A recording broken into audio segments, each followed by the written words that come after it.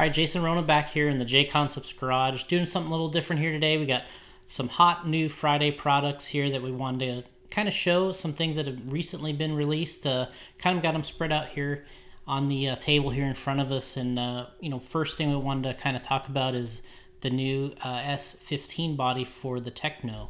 And this is for the NB48 2.0, their new 1/8 scale nitro buggy car. And, a lot of people asked for a new body, specifically getting the S15 fit on that new vehicle. And we got her done. And we'd like to thank Tekno for helping us out with the vehicle, getting us one to look at and use here for our design process. But we're really happy with the way this thing turned out. Larry Genova put a killer paint job on this thing for us, and of course we got the F2Y wing on the back. So just kind of showing a total package of what's possible there on the Tekno. Another body I'm personally attracted to is this gas truck body 2, as it was called.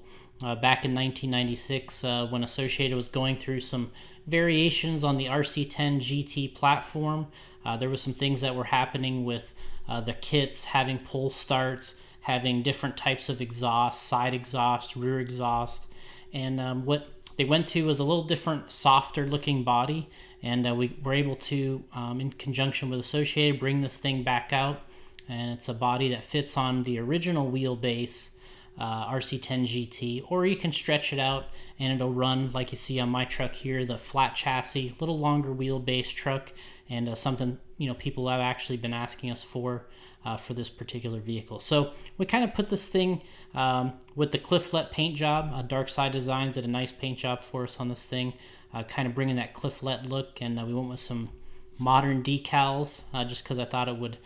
They're just so much nicer these days, the decals from Stick It Once. So really happy with the way that guy turned out.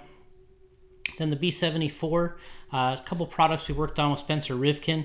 He mentioned that having a new steering rack for the car that was a +3 kind of brought the steering rod a little further up, so that when you're moving the steering blocks around, you can still kind of get the geometry you want. So this is the +3 steering rack.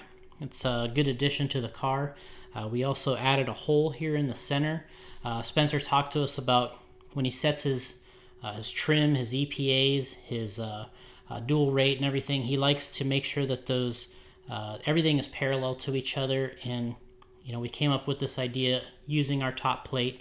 There's a hole in there, there's a threaded hole in here, you can run a screw through and lock that thing so it's exactly in the center where you want it. Set everything up, remove it, and then you're good to go with everything in the proper position. So something we worked on with Spencer was this +3 steering rack. Then of course the bell crank, something we've had going back to the B44. We had that steering bell crank kit that was so popular, used by Stephen Hartson back in the day at the Worlds in 2013. Here today on the B74, it's still a great accessory to have, that aluminum steering bell crank system. So it still allows you to bolt the carbon fiber piece, either the stock Associated or our carbon fiber link to it here. It's got the holes to bolt it right on, and it's just a nice durable precision piece. The bearings snap in really nice, and you're good to go. So if you want to make the combination, you go for the bell cranks plus the rack, and you get a nice rigid feel up front, and a really nice smooth glide to the steering, and something that is just going to be used on the racing circuit.